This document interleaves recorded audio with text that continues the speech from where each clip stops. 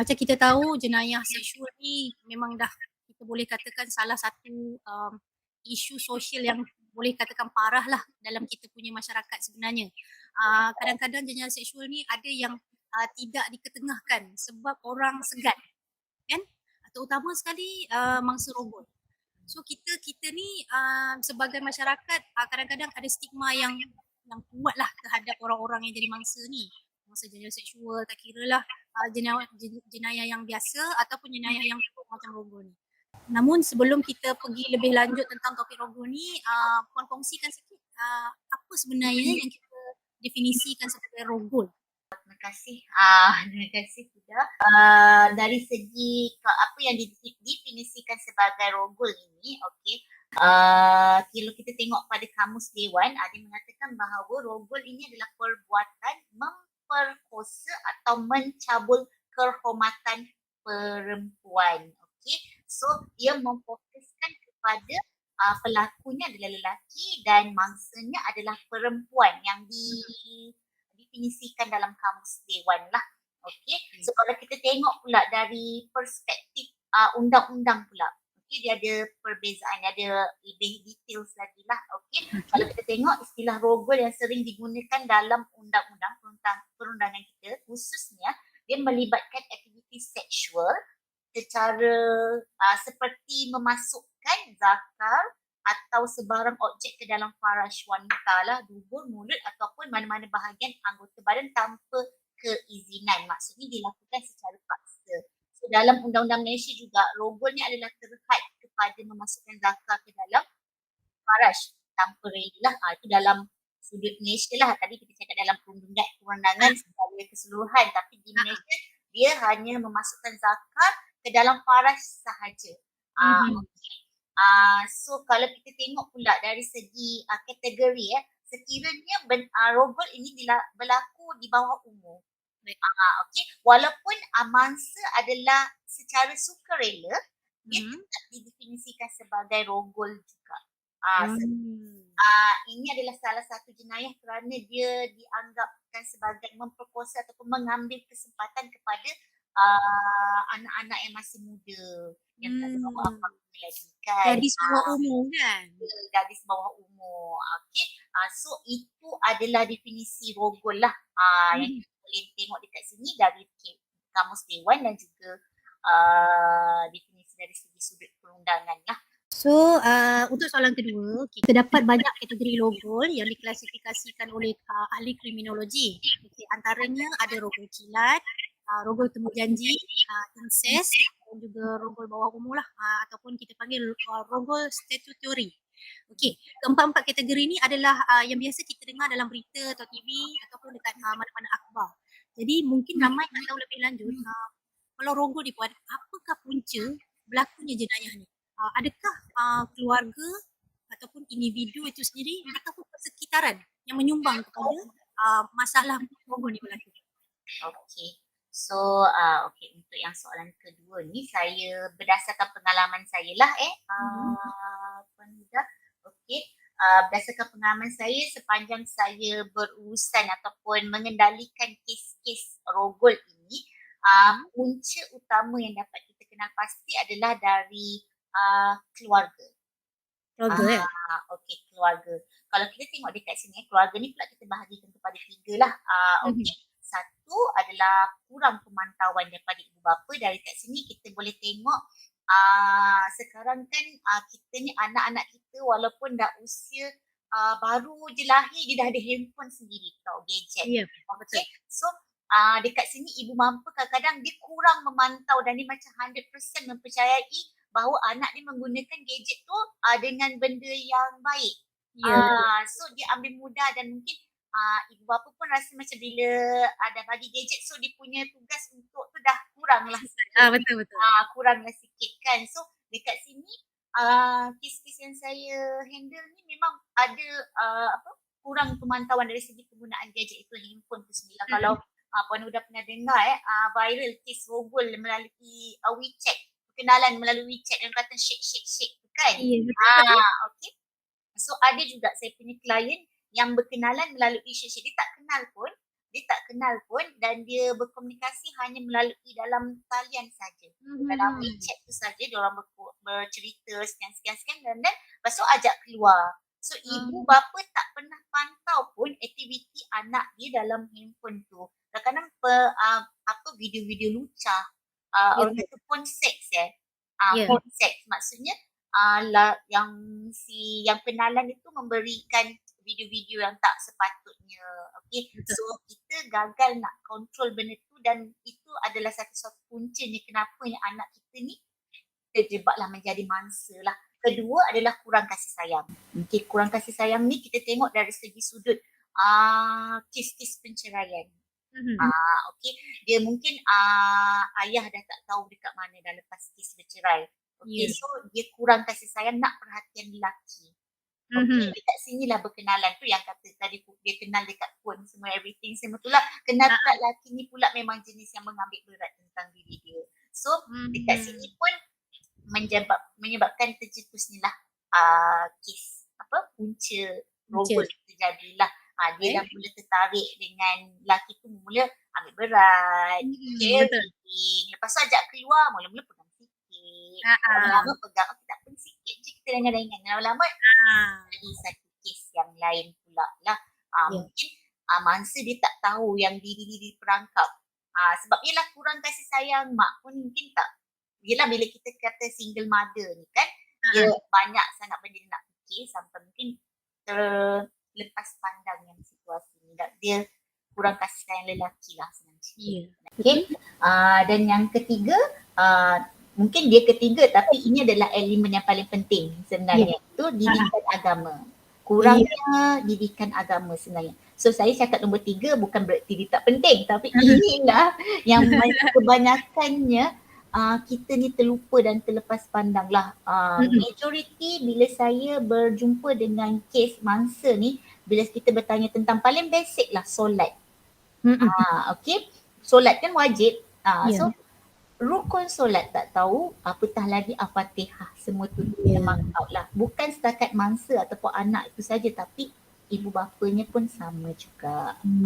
Okay, so dari segi pendidikan agama tu kurang dalam institusi kekeluargaan tu pun boleh menjurus ke arah puncanya mangsa ni dirogol lah.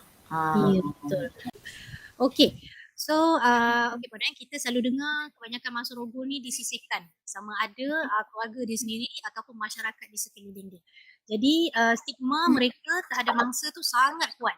Sedangkan tidak ada mangsa rogol yang minta kejadian ni berlaku ke atas diri diorang.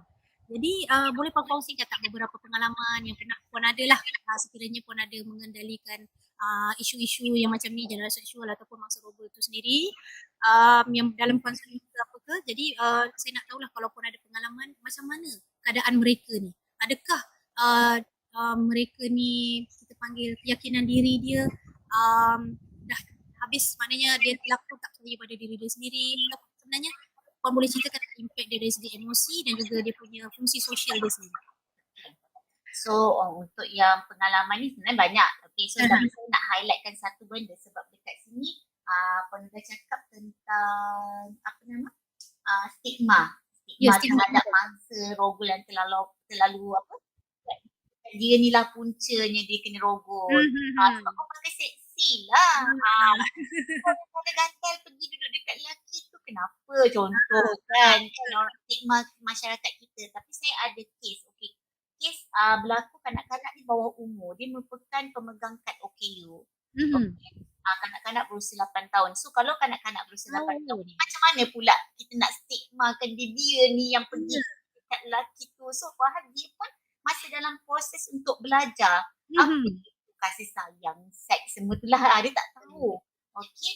So maksudnya tak semualah kes-kes rogol ini berpunca daripada diri mangsa itu sendiri. Sebenarnya kebanyakan ada, tapi kita boleh bagi beberapa persen lah berpunca daripada diri dia sendirilah yang mencetuskan benda itu berlaku. Tapi ada juga beberapa kes yang bukan keinginan si mangsa itu. Salah satunya yang masih saya nak share ni adalah kes kanak-kanak OKU yang berusia 8 tahun. Jadi rogol oleh orang yang lebih tua yang merupakan kenalan pada ibu bapa dia. Dan kebetulan pula dia punya ibu bapa ni pun, mak dia pun adalah merupakan pemegang kad OKU. Okey. So dekat sini mungkin pelakon ni mengambil kesempatan lah. Ya. Mengambil kesempatan pada kelemahan isi ibu bapa ni juga dan juga si anak inilah. Okay, ni bila cikgu di sekolah perasan kelainan dan dia bercerita dengan cikgu ni. So dari situ kita dapat kes aduan daripada pihak sekolah dan kita terus selamatkan kanak-kanak ni lah. Okay, pada mula-mulanya kita jumpa dengan kanak-kanak ni kita boleh nampak dia takut. Okay, sebab pelakunya adalah orang tua dan juga lelaki kan. So bila dia nampak lelaki ataupun orang tua, dia akan cuba untuk mengecikkan badan dia. Macam duduk dekat satu kursi, sebelah tu mak dia akan macam menyorok. Okay, faham. Mak dia lah. So kita nampak dekat situ kanak-kanak ni ada traumatik dengan individu yang melakukan tu bukan, walaupun orang itu bukan yang pelaku tapi nampak seperti contoh lelaki berusia, so dia ada trauma dekat situ. Dia takut dan kanak-kanak ni memang dia diam lah, tak bercakap banyak. Waktu dalam sesi pun dia tak bercakap banyak. Tak bercakap banyak dan kita pun ada masalah limitasi juga sebab kanak-kanak ni tidak pandai baca, tak pandai dia OKU kan, dia ada masalah lembab kan, so ada limitasi. So kita gunakan teknik untuk tengok dia dari segi lukisan. Sama tu lah dekat lukisan kita dapat tengok dia punya karakter dia macam mana kan. So dia sangat defend diri dia sebenarnya, dia takut dengan gangguan, dia cuba letak shield dekat diri dia supaya tak ada gangguan lain. Dan dia memang kalau ada orang yang lebih besar dia akan berlindung dengan orang tu dan dia tidak bercakap dengan lelaki. Dia akan bercakap dengan lelaki. So far memang ada efek dia lah dari segi emosi dan juga dari segi psikologi. Psikologi dia tadi kita nampak dia dari segi traumatik. Traumatik betul. Dan dalam masa yang sama juga kanak-kanak ni macam ketagih. Dia bermalu dengan dia punya kemaluan dia sendiri. Kita cakap kita tak berkat, tapi tak apa kan? Okay. Boleh. Dia punya tingkah laku, dia ketagih dengan aktiviti seksual lah sebab dia tak tahu benda tu salah ke betul ke kan. So kebetulan dia pun ada abang dia pun sama juga. Abang dia pun sama juga membuat onani. Onani sebab dia nak kepuasan kan benda tu. Walaupun dia tak tahu benda tu salah, tapi dia rasa benda tu macam seronok lah. Bila kita seronok kan kita macam sama juga macam dada. Bila kita rasa seronok kita nak lagi. So dalam isu ni kanak-kanak ni pun mungkin dia merasa seronok walaupun dia rasa benda tu tak selamat sebenarnya. Dia melakukan macam tu tapi dia rasa seronok, so dia melakukannya sendiri dengan buat onani. Kita boleh kata sebenarnya isu-isu yang trauma masa kecil ni kadang-kadang sebenarnya boleh menyumbang kepada future yang baik dan juga future yang tak baik. Betul tak Puan? Contohlah dia dapat satu rawatan yang baik. Contoh dia tahu dia traumatik, dia pergilah jumpa dengan pakar itu untuk rawat dia punya traumatik tu tadi. InsyaAllah dia akan jadi lebih bagus untuk masa yang akan datang. Tapi ada setengah tu kalau dia tak berjaya manage dia punya traumatik tadi tu, itu yang dia jadi pekerja seks dan sebagainya lah. Dia akan menjerumus ke satu tahap yang lebih yang tak elok. Adakah bila diorang tak dapat sokongan daripada masyarakat atau keluarga ni, impact dia sangat teruk pada bila besar nanti? Yes, memang dia akan memberi impact yang sangat teruk lah kalau dia berlaku waktu zaman dia kanak-kanak.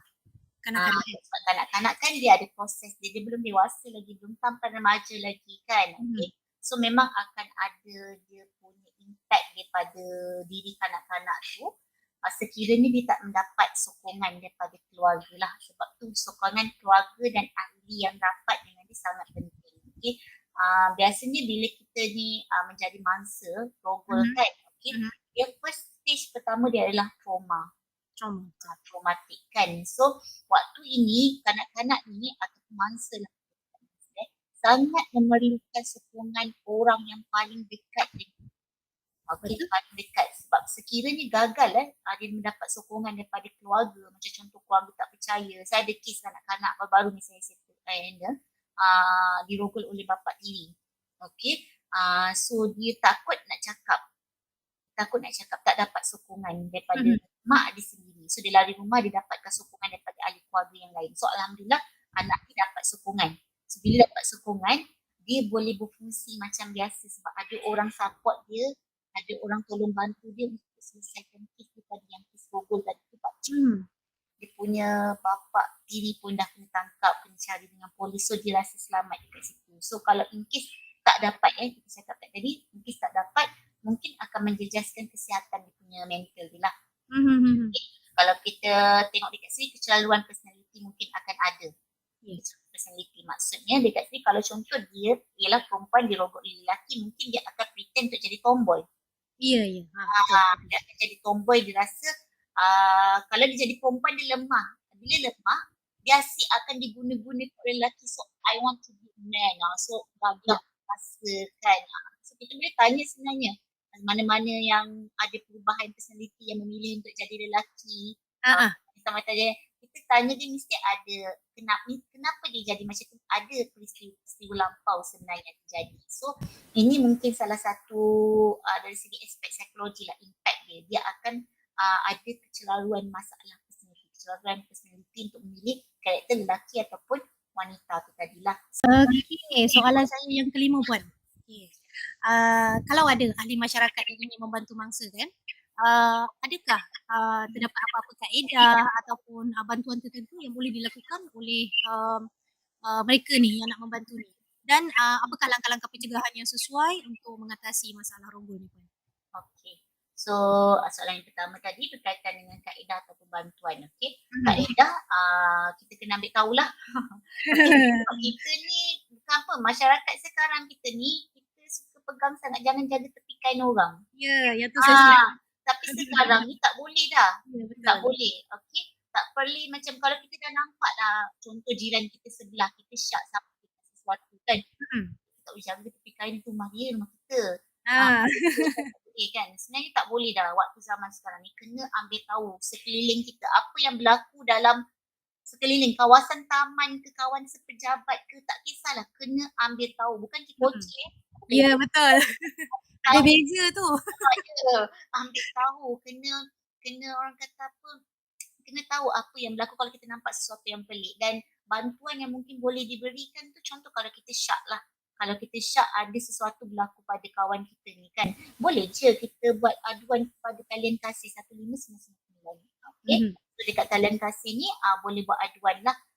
Aduan mengatakan kita syak ada berlakunya kes rogol dekat sekian. Dan kalau lagi bagus lagi, sekiranya kita memang tahu, memang kita nampak bukti tu, kita ambil kanak-kanak ni, kita selamatkan dan bawa ke balai polis. Masa rogol kanak-kanak tak kisahlah, asalkan masa rogol kita bawa kepada balai polis dan buat terus aduan waktu tu.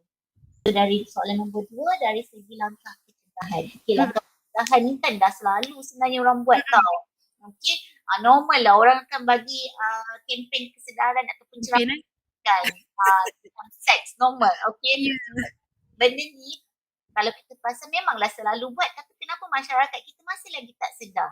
Kalau kat sekolah-sekolah, kita pergi kat sekolah, kita dah cakap macam kan, tapi anak-anak ni masih lagi tak sedar. Dia berbalik-balik pada yang kita cakap tadi, punca tadi, keluarga. Yes. Betulkan institusi kekeluargaan tu dulu. Akak umbi ni tu penting Puan Akak umbi tu yang penting sebenarnya. Kalau kita betulkan, kita orang kata apa, fokuskan pada keluarga tu tadi, insyaAllah masalah berkaitan rogol ataupun masalah sosial di kalangan remaja sekarang ni dapat kita bendung. Kanak-kanak yang sekarang ni umur 2 tahun sebenarnya dah faham dah. Ya, betul. Dah boleh sebenarnya memberi pendekatan kepada kanak-kanak awal umur 2 tahun. Sebab saya pernah buat ceramah, bagi tahu macam mana nak pasal gangguan seksual. Tapi kanak-kanak tu daripada baby sampai ke yang dah umur 5 tahun macam tu kan. So kita tak bagi ceramah. Kita menggunakan teknik lain yang bagi dia faham ada beberapa perkara yang dia kena jaga. Sekiranya anak kita menjadi mangsa, okay, jangan kita biarkan dia dan jangan kita salahkan dia 100% pada kesalahan tu kita letak kepada dia. Kita bagikan sokongan kepada dia sebab sokongan ini akan membantu mangsa ini untuk pulih seperti sedia kala sebenarnya. Okay. So samping itu juga kepada mangsa-mangsa mungkin yang ada dekat luar sana, okey, kita ada banyak sangat platform untuk anda dapatkan bantuan. Dekat JKM ada, polis ada, NGO lagi banyak okey. So boleh dapatkan khidmat sokongan psikologi, emosi pada semua tempat yang saya cakap tadi itulah. NGO kalau kita cari memang banyak NGO lah. Dekat JKM sendiri pun ada. Okey. So kalau macam malu, segan nak bercakap, nak bercerita, kita ada talian kasih 15999.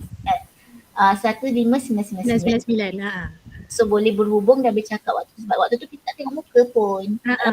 Dengan suara je. Dengan suara je. So boleh dapatkan sebab penting untuk anda yang mungkin mangsa, yang mungkin segan kan nak jumpa, nak bagi tahu kan untuk dapatkan khidmat sokongan ini tadi dalam bentuk talian tadi dengan pakar-pakar yang ada dekat dalam dekat JKM sendiri. Kita ada banyak sebenarnya pegawai psikologi yang memang mahir untuk membantu semua mangsa-mangsa yang ada.